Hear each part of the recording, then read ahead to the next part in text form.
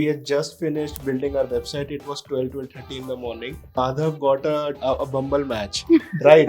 And he just starts chatting as to what he is doing, just building a website for this new business. And he actually sold her our first product. Dropshipping for me was realizing that whoever performed well, be it because of the marketing or anything else, the product had substance. I think for me the best and worst memory of dropshipping would be finding a supplier itself. Worst when I couldn't find them, best once I found them. We priced all our product 259 and 549, which feels like we are giving some discount to people. And we always said that we are giving 10% discount even though our pricing was that only. In the first 2 months of our Masters Union journey, we were expected to create a whole new business and a dropshipping model. Dropshipping, though, I think a lot of us were hearing for the first time. But still, we managed to generate almost 30 lakhs of revenue collectively as a cohort. I really wonder how our seniors did it. What do you guys think? How was it for you all? How did the journey go? Was it smooth, bumpy? I think, to be honest, I actually got to know the meaning of dropshipping exactly when it was launched for the first time.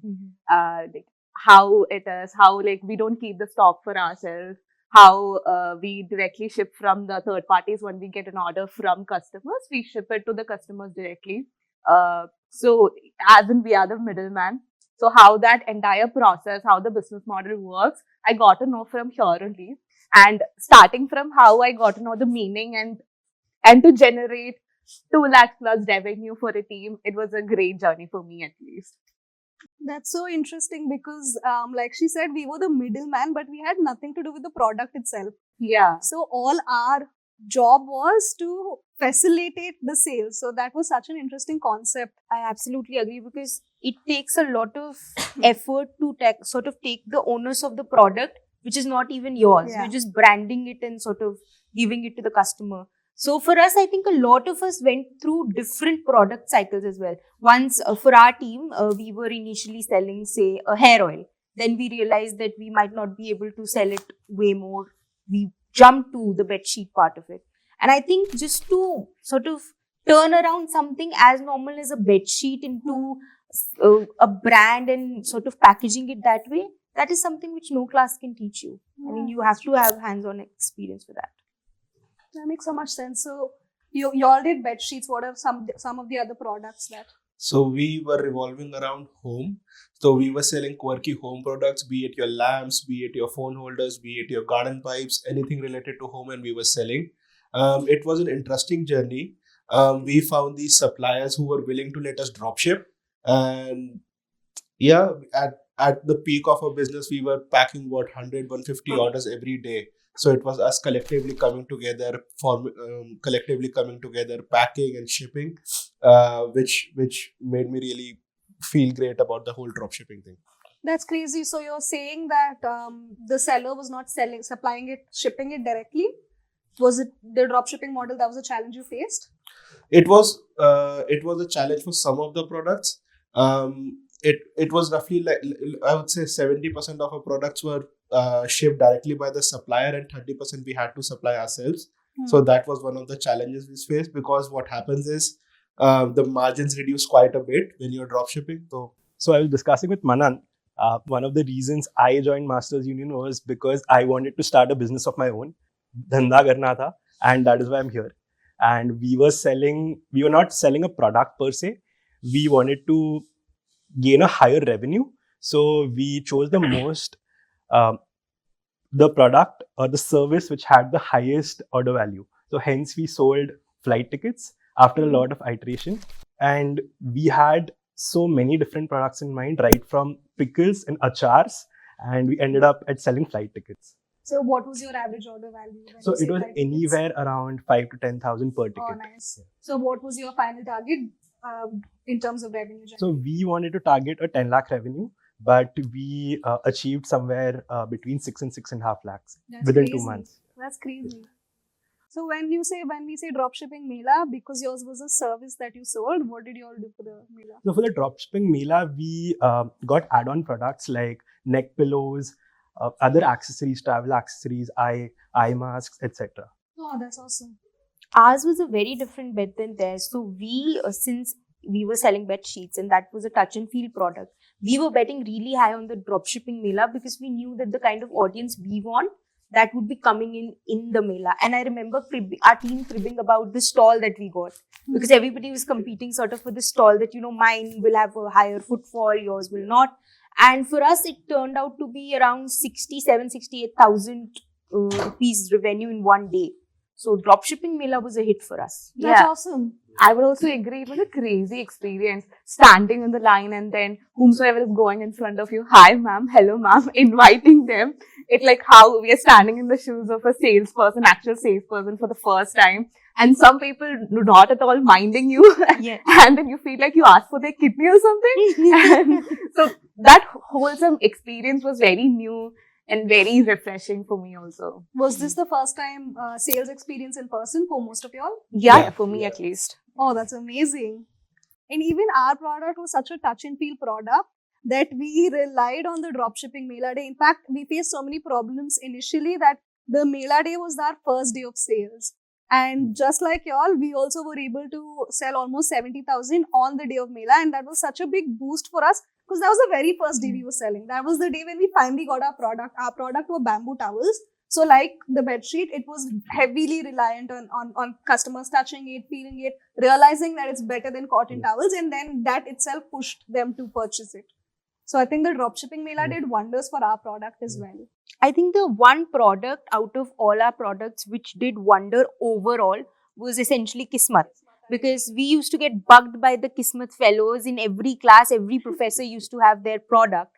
So I would like you to sort of talk more about it. So when we started our journey, we were thinking of selling ladies' jutis because I had some experience in that. We were also planning to sell dry fruits because I felt margins in dry fruits would be way higher.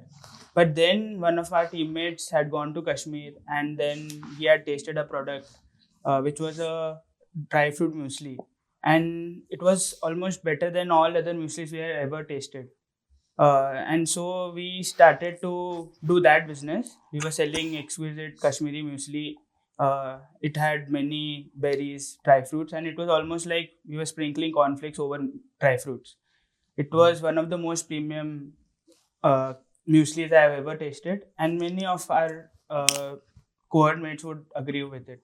For sure. Yeah, I remember that munching on Kismat in class, and they didn't even Yeah. have to do a user generated Yeah. content Yeah. because they can like literally shoot in between the class Yeah. their cohort members having it and then putting on social media how huge it became that way. I remember someone was eating in our batch and the professors also came and tasted it. Yes, yeah, a lot of such instances. Yeah, I agree. Kismat was definitely one of those products that as soon as you tried, I remember still when you all were still deciding on the product, you asked me to come taste it before you even finalized, and I was so mind blown. Like, I'm not someone that likes cornflakes.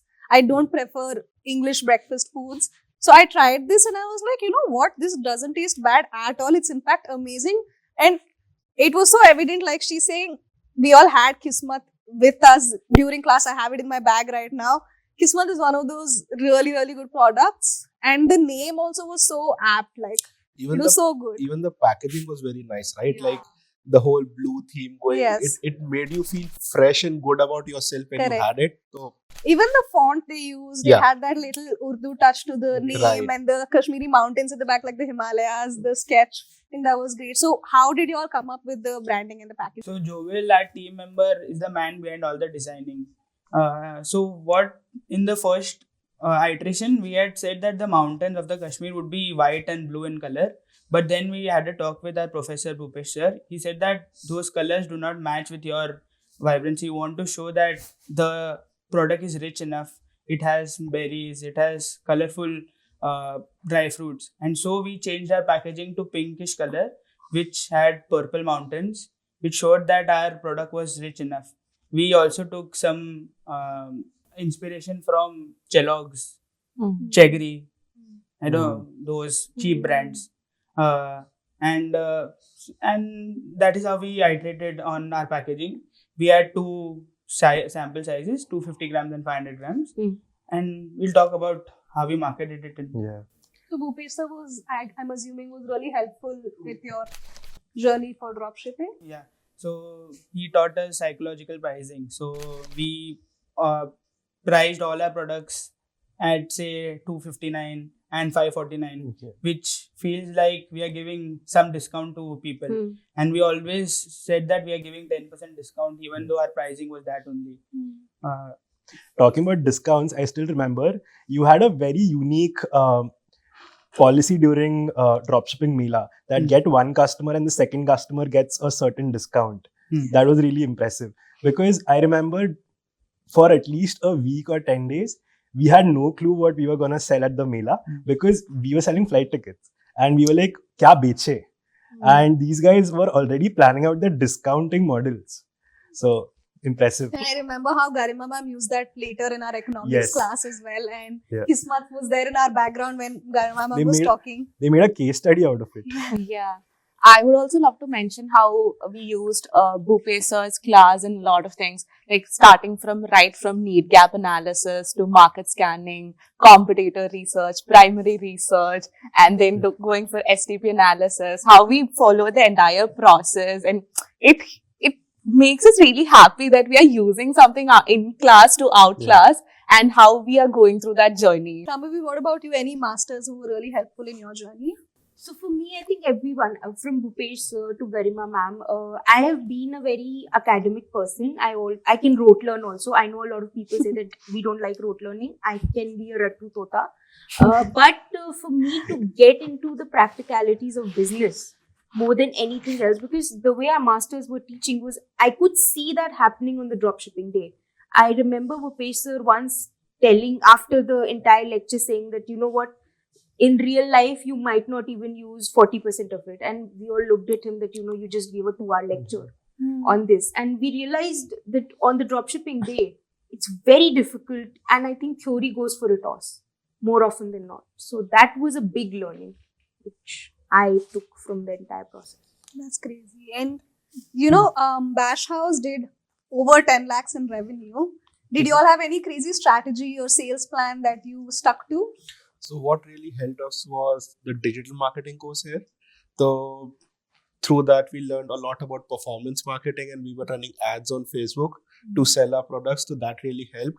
Another strategy that we deployed was bundling of our products so that we can increase the average order value and the cart size of the thing.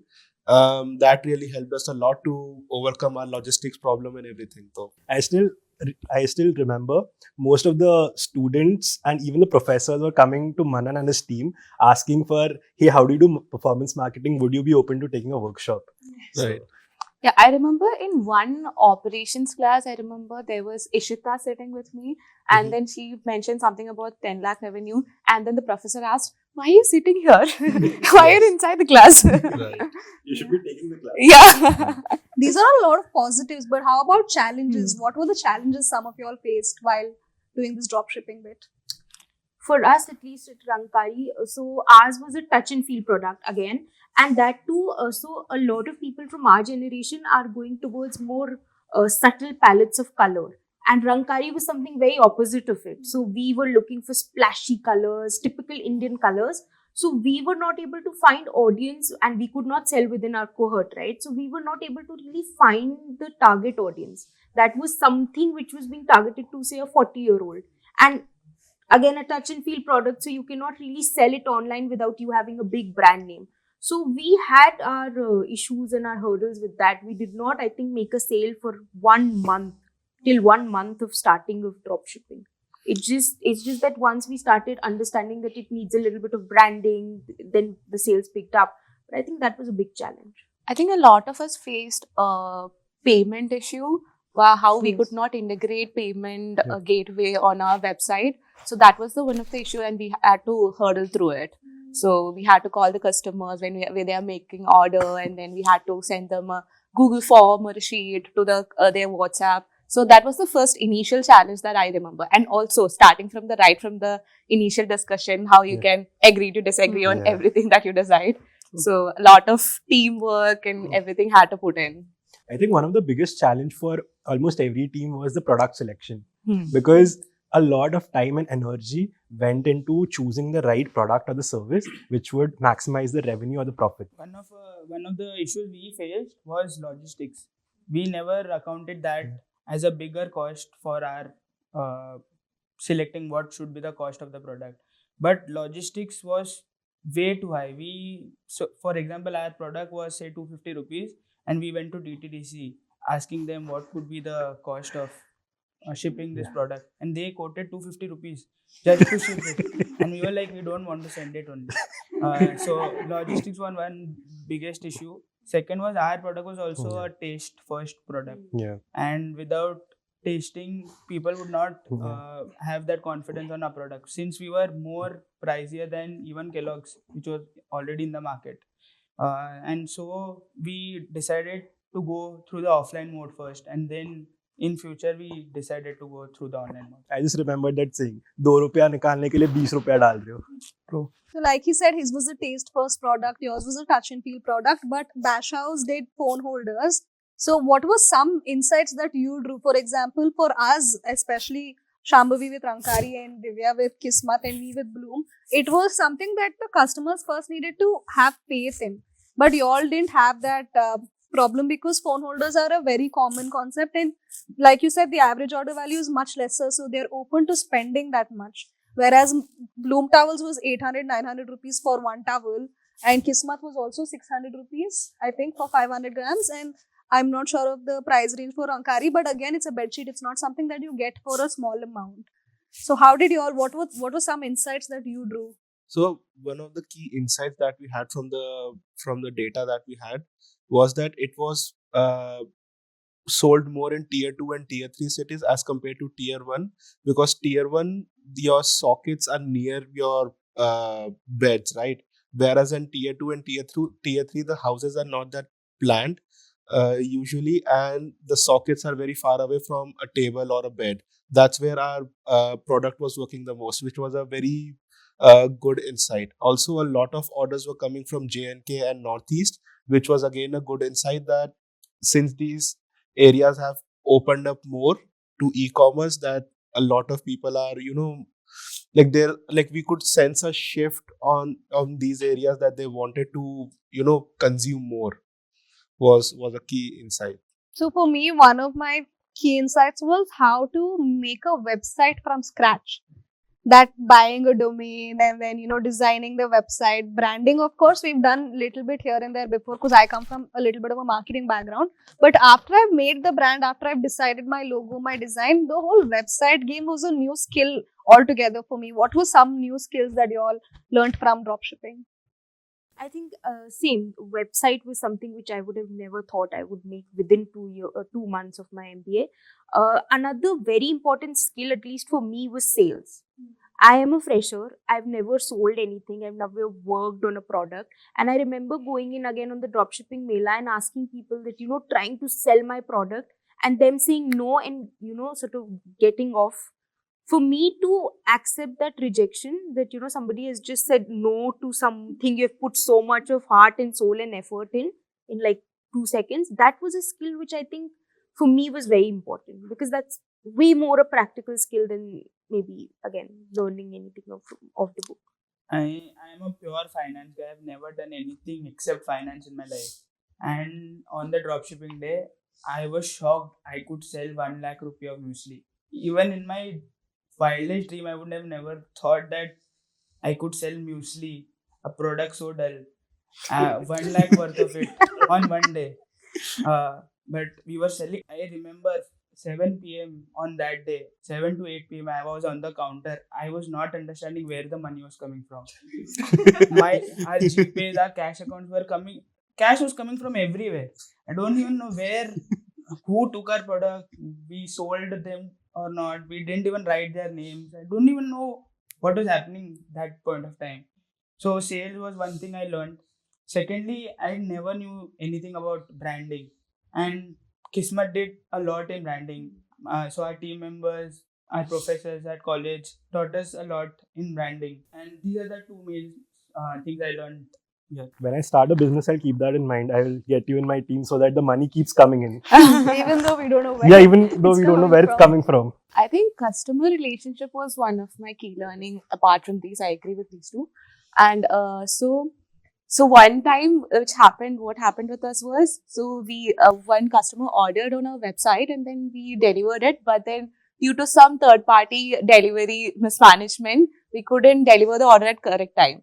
And the customer obviously started to get very upset. And then how calling them and making them understand, like we'll make through it, and somehow we'll make you reach the bag somehow, and finally getting a good review from them. So after they got the bag, and post a week or something, they traveled somewhere and they called me back and told me that it's very useful. And I was like, I don't want money. This is it. This is the happiness for me. One more thing I learned was negotiation. So what has happened that we only have one supplier who sells this muesli in Kashmir. So he has all the power. He has monopoly over this product. So whenever we talk to him, he said that I can sell muesli at 2,000 rupees per kg in Kashmir. Why would I give it to you at a lower price? And Kellogg was selling 1 kg muesli at 700 rupees. We thought that we are not even able to sell. We will never be able to sell it at 2,000 rupees a kg. So we negotiated. We kept on calling him. At one point in time, we made 15-20 calls to his team, his PA, his manager, everyone, and landed at a very good cost. I think that day we named our brand Kismat, because from Kismat only, by luck, we got that deal, and that was our product. One more learning for me would be vendor management. So to find that the cheaper one, so we went through local market in Delhi, and my first language is not Hindi. So a lot of grammatical errors happen, juggling through that, making them understand what I need, and there miscommunications happening because of the language. All that was like big learning for me throughout. So I wanted to know more about your product. How did you end up with Bloom? Because I've used your towels and they're actually very soft. And I wanted to understand, how did you come up with this idea? So that's kind of exactly how we came up with it. My aunt informed my mom about bamboo towels, and we were like, this is my aunt telling my mom. It's not some stranger. So if they're recommending a product, it must be really good.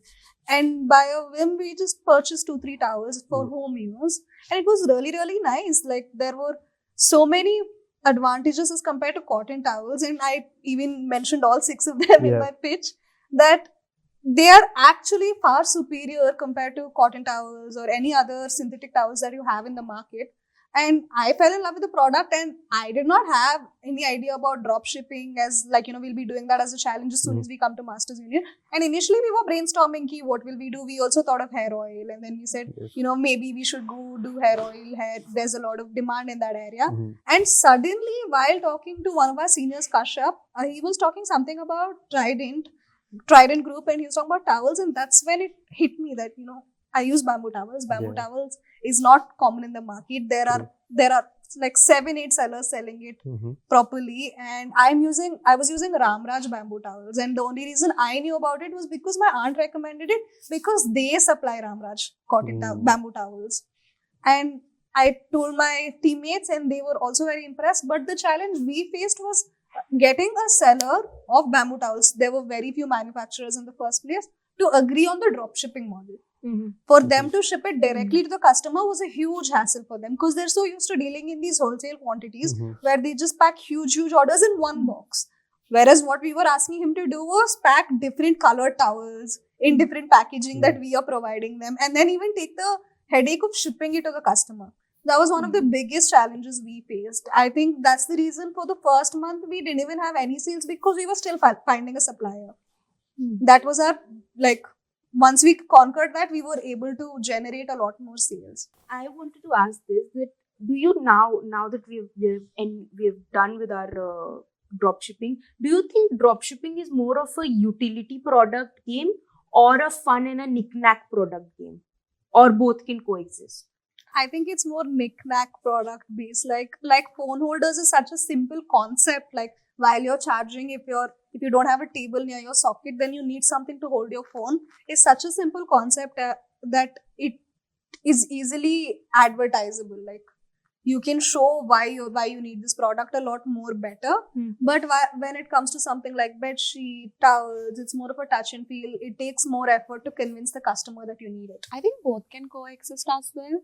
A lot of our batchmates were putting a lot of effort in how the product should be, the design and everything, which also made it a success. It was not only the knick-knack ones and the fun products. I guess the other ones also made a success at some point.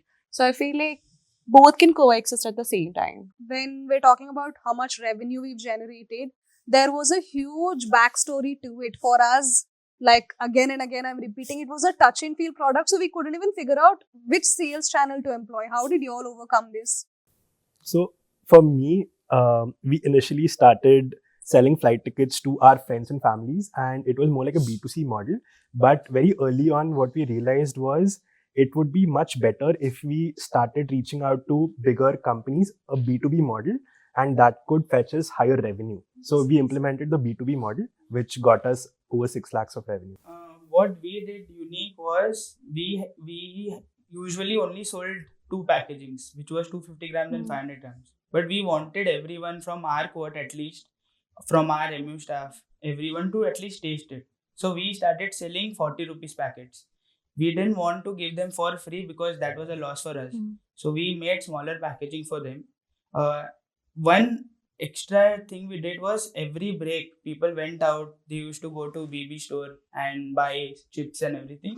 We wanted them to change their habit, and that is when we opened Kismat packaging on all over our tables, and then people would come and buy it.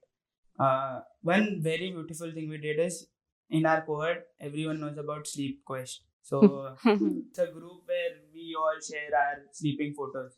And That makes it sound so wrong. When people would be sleeping in class, they'd get Yeah. caught, Yeah. and someone else would send a picture of that So- on the sleepers.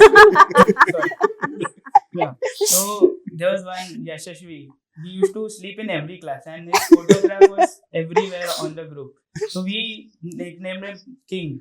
So what we did in those packaging, we took photographs of all those people who were sleeping in the group, and then put that in the Kismat packaging. And whoever got that King's photograph, Yashashvi's photograph, would get a even better gift. We gave them hoodies, etc. And that was one thing people. It was like Tazos. Cheetos mein Tazos aate. It was similar to that. And one very important thing we did, which I learned that we were doing after the dropshipping mela, was third degree discrimination of pricing, just taught by Garima ma'am. So what we had done is we had some few favorite teams we collaborated with, and we were giving them discounts if they come buy our product. So if someone buys Kismat product, they might get 10% off at Rankari. That is how we collaborated internally. So we also moved from B2C to B2B, realizing that it's a higher ticket market. And also with dropshipping Meda, one thing we did was we got sold out. Our entire bags were sold out, and then still people were coming and asking. So we started taking pre-orders, and then we started taking 5-10 bags for each people. And that's how we generated more revenue on dropshipping Mela, especially. You know, earlier before we started this podcast, you and I were talking about SEM Rush and I'm blanking on the other name.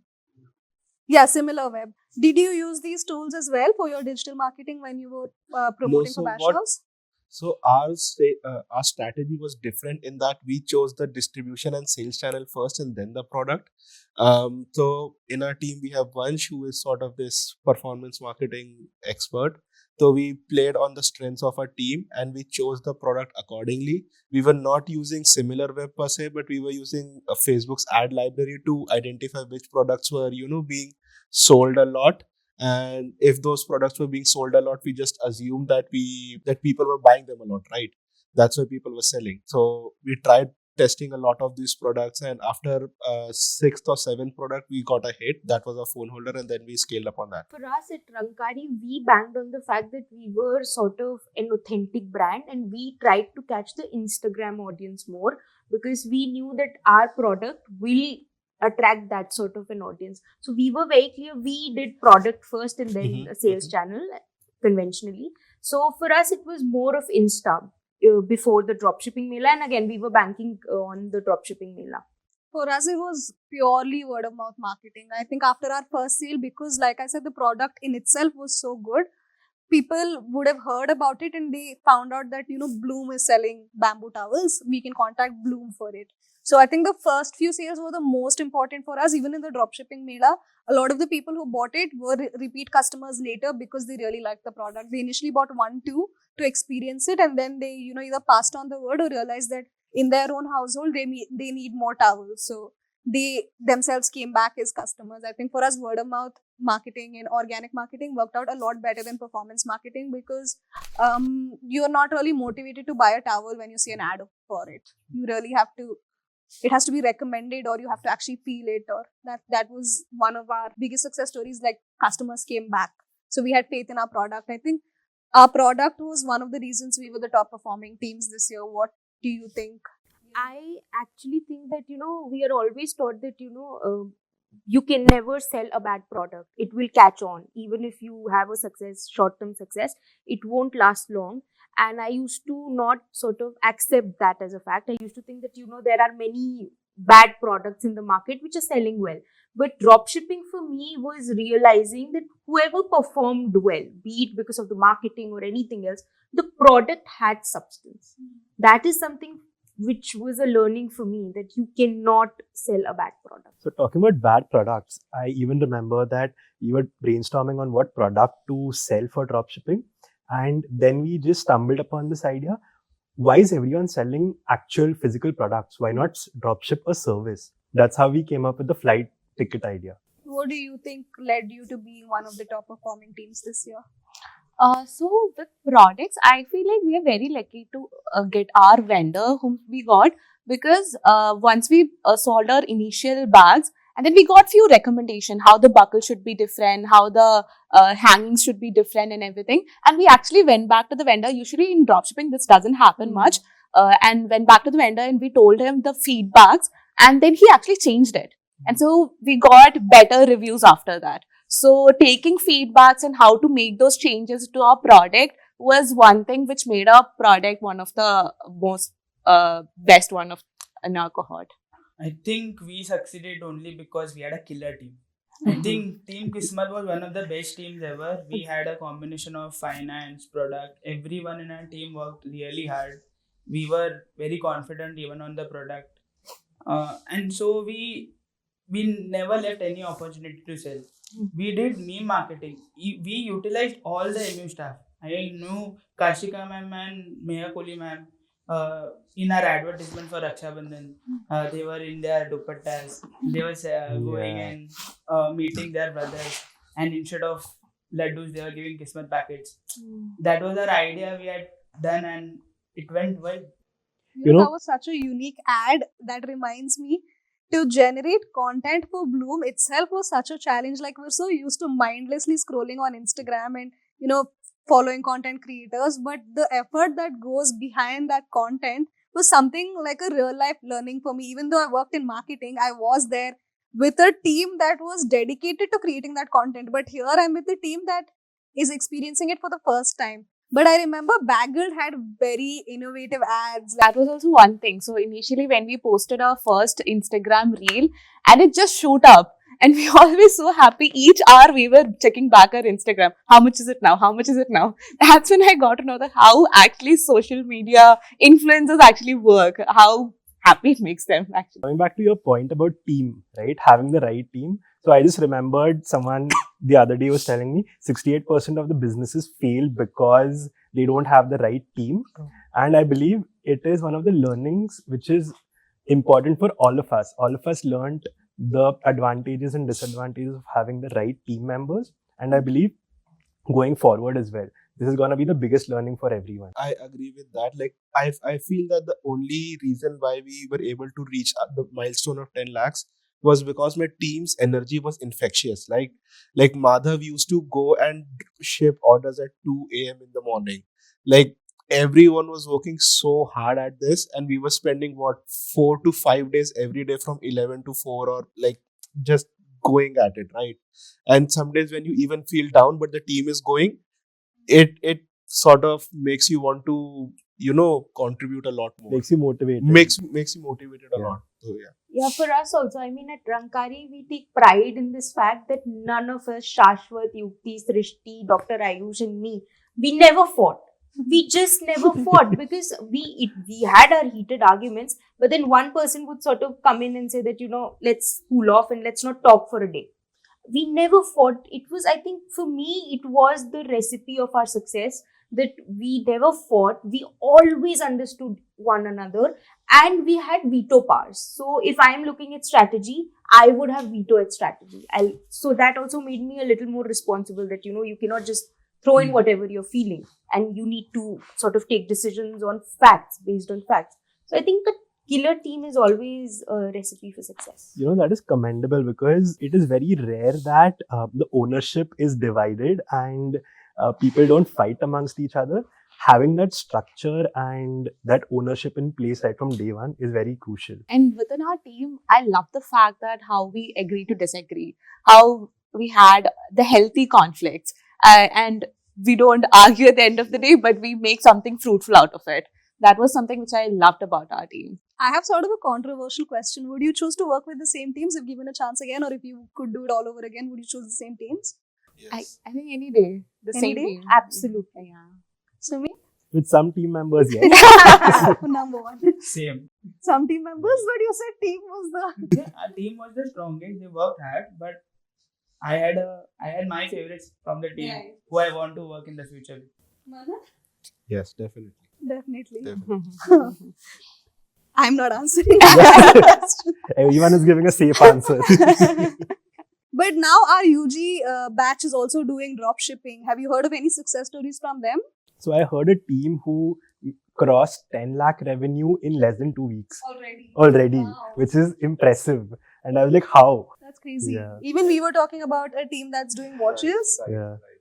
The same team, I believe. Same team. Yeah. So I think they've cracked the average order value Yeah. aspect of it because their average order value was something around 2,000. I think they've cracked the product as well. They are selling watches and their watches are like super cool. So I think they're selling it themselves. Like We had a team do candles this year, and one of the UG kids are also doing candles, but their product in terms of appearance is looking extremely premium. It looks really, really good. So I hope they really are successful, and I'm sure the team that did candles this year will be able to help them out in terms of what they've learned this year. I think Nelson and Sanchali's team have crossed 17 lakhs in 4 weeks. yeah. Wow. And they are doing tremendously well. Yeah. They are just 17, 18-year-old kids. They have a target of 50 lakhs. Yeah. Oh, ours was only 10. Yeah. No, they are targeting 50. They are targeting Yeah. 50. Oh, thank God. Young out is always better. Yeah. Yeah, I think it's their youth that is enabling them to achieve these goals. Any worst and best memories from your journey in dropshipping? I would say it was packing and shipping orders every day, right? Like when you're doing it, it feels frustrating. But when you look back at the photos and the time you spent with the team and just, stack all these orders which you are shipping, it feels very good. Plus, I also like that I learned a lot and I grew as a person quite a lot. I understood team dynamics more. I was able to appreciate other people and the skill sets more.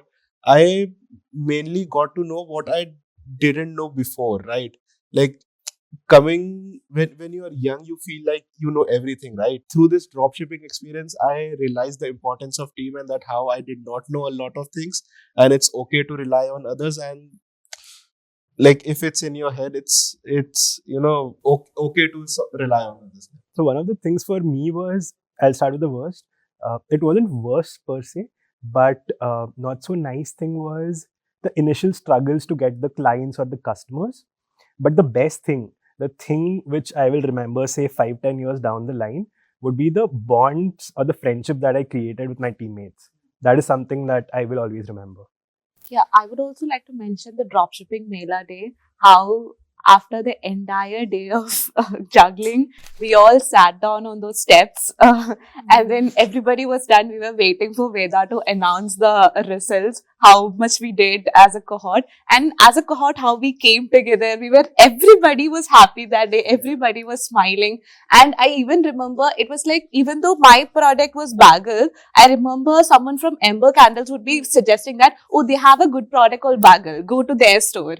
So everybody was there for each other. How we came together as a cohort was beautiful memory for me. So for me, the worst will be not being able to handle assignments and dropshipping together, because I was not happy with a 3-hour, 4-hour sleeping schedule. I hated it to the core. For me, the good part of it was, I remember on the dropshipping Mela day, it rained, and it rained a lot. So our entire tent, water started collecting in on the roof of it. And I remember 3 of us taking some random stick and danda and putting, and you know, sort of trying to save our product. That was something which was very, I mean, I remember it, and we have our own laugh about it, that we were the operations staff, we were the sales staff, we were the HR, we were the finances, everything. So that was something which was beautiful. And to add to her point, we had 2 teams which were selling bed sheets. Exact same product, different utilities. They were more on the utility side of it. So people were coming in on their stalls, and I overheard them and telling that, you know, we want better looking bed sheets. And they said, you know, you go and try Rankari, they're really good. And I remember I would not have been that big a person. And after that, I started recommending them. So that was something very beautiful. I think for me, the best and worst memory of dropshipping would be finding the supplier itself. Worst when I couldn't find them, best once I found them.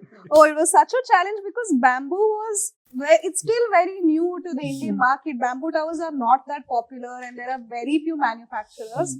The struggle of calling suppliers every day and making the supplier understand the dropshipping model. God, I think that took out 2-3 years of my life because I myself, I'm figuring out what dropshipping is. Now I have to explain to the supplier, listen, you only have to pack it, you only have to put it in the right shipping with the shipping label, and you only have to ship it. The guy will just come collect it from you. He's like, madam, why will I do all that?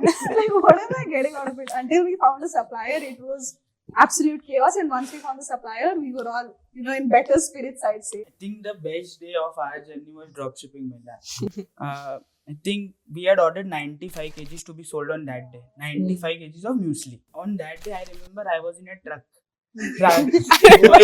going towards the Coming. Yeah, in that truck I was going to that day. That day till I think first 4 or 5 hours we had 4,000 rupees in sales. We were doing nothing, and there were teams killing right, left, center, everywhere. I think after 4 o'clock, I don't know what happened. Our team members went out of the shed and they started selling to everyone. I think there were few people standing on the first floor, which was not allowed, and they were selling there. Then at 6 o'clock it started raining, and it was Yellow Diary's concert going on. I think I would personally thank Yellow Diary also. They brought in so much crowd, and we got that thing. We were the best performing team that day. We sold 1 lakh plus of muesli that day. Everyone was cheering for us. The best thing happened was when we went back to the hostel.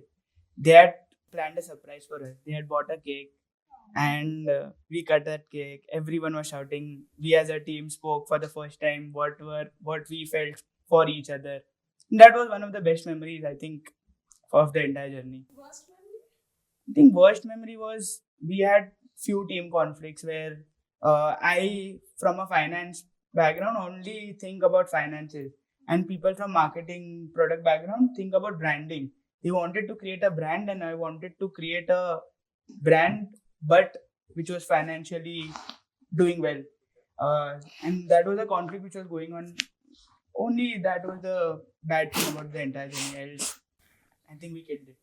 I think you all killed it too. Yeah. For sure. I think we all killed it. As a cohort. As a cohort. Yeah, you know, on the dropshipping Mela day, as a cohort, we generated almost 15 to 18 lakhs in revenue. Yes. And that absolutely blew my mind because when Veda announced it, we all knew how much we made personally in our own stalls. Yes. But collectively, in one day to generate that much. And I also want to thank Yellow Dairies because they bought bloom towels and we were stocking them the entire day because we wanted to capture them using it. Because that would have been great advertising for us. So we were just stocking them throughout. But Yellow Dairies really did help bring in the crowd, I think. And that day we cracked our first B2B deal also. So that helped us also. I wanted to ask this, any crazy sale pitch you did or any crazy sale which happened? which you could not even believe yourself? I wouldn't say crazy, but when I finally informed my family that we're doing this dropshipping bamboo bloom thing a little later in the stage, like after we found our suppliers, when I informed them. And very weirdly, my family, my mum, dad, ordered 12 towels, and I know it wasn't out of support, but I didn't know that my family needed that many towels, you know. That was really astonishing to me. And then my extended family ordered, and my friends ordered. I was like, I really did think there was this much of a need for towels in the market, like, because it's something you use every day, so you assume people are sorted with it. Yeah. But I was quite surprised. I think one of the sales which amazes me now is after we got sold out on dropshipping Mela Day, people were still buying us even without seeing a product. So we were just able to tell them, so we have an imaginary product with us, you can buy it, and they were pre-ordering it. And that just blew my mind. So one of the most, it wasn't crazy, but one of a interesting request which we received was someone reached out to us asking, hey, do you provide honeymoon packages? We were like, we just book flight tickets to and fro. We don't provide honeymoon packages. I think for us, it was our first sale. So we had just finished building our website. It was 12:30 in the morning. Madhav got a Bumble match, right?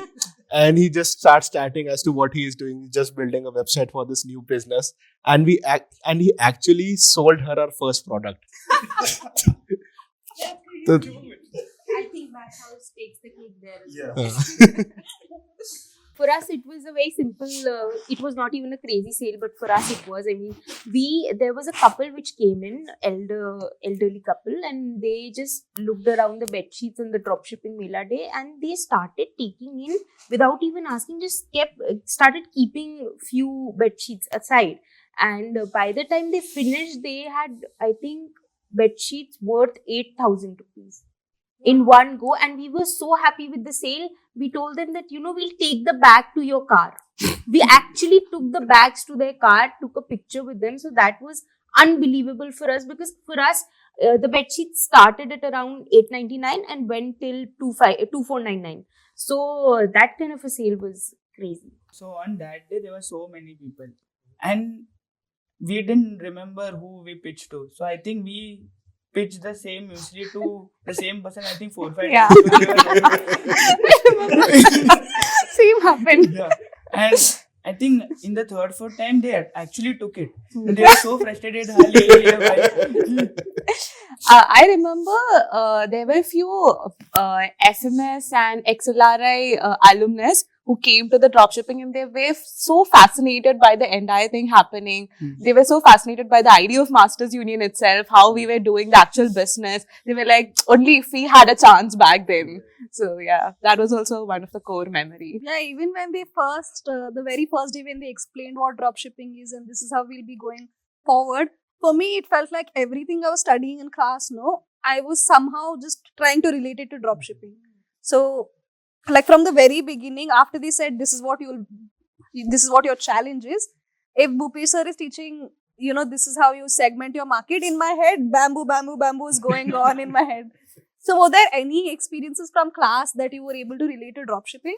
Yeah, so like I said, Garima ma'am's third degree discrimination, Bhupesh sir's psychological pricing. Those were some of the things which I learned and incorporated in my journey very soon. I think similarly for me, I mean, for me, I understood that, we often do this theory and practical, but here I understood that these are not things to be looked at in silos. They have to interact with each other. It's not that one is better than the other. We often say that, practicality of things matters, but I think once you amalgamate your learnings with practical aspect of things, you are golden. And that is what Masters Union has taught us till now. I mean, not just dropshipping with our MUCGs and content creations and all of that now. I think that is what our learning is from the institute, not even one class. So I would like to share one story. So Amitoj is our batchmate. So her sister usually orders, and that her sister never tasted a product directly from us. Amitoj made her taste a product. Few days back, she messaged us, please send me a muesli packet. My boss is asking, this is getting very frustrating. And so we send it to her. I think she has been ordering since last 3-4 months. I think even our classmate, so Kashika ma'am, made her brother taste the product, and her brother ordered 8 kgs from us. So I think word of mouth selling was already done through our classmates and the teachers. I wanted to ask this again. Had it not been Masters Union or had it not been part of our curriculum, how many of us would have, sort of opened up a business or a drop shipping business, not a startup or anything, a drop shipping business as maybe a side hustle? I don't think I would have done any dropshipping Even business. me It wasn't neither. a challenge. I didn't even know what was dropshipping. Yeah. Same, that's Same. what. Yeah. Same. You know, sitting here, we all sound like dropshipping experts because that's how enriching the experience was. But would you all recommend it to someone saying this is a path you can follow? Like, what advice would you give to future dropshippers? 100% I would Absolutely, recommend it, yeah. yes. So Okay. I always wanted to do a business, not dropshipping per se, and that is the sole reason I'm here. But if someone asks me, would you do dropshipping as a business or as a full-time thing, I would say absolutely. A lot of aunties in my society do this exact same model as a side hustle. True. And I just never knew that the term for it is dropshipping. So I think it is something which is prevalent in India. It's just that you sort of get the word to enact and then think about it in your head. So yes, as full-time also I would recommend. As side hustle also I would recommend. For people like us who would be in jobs or anything like that, it's a great way to earn some extra money and some extra knowledge for that. Even if you don't crack a 10 lakh plus revenue or something, I think it's a great way to learning.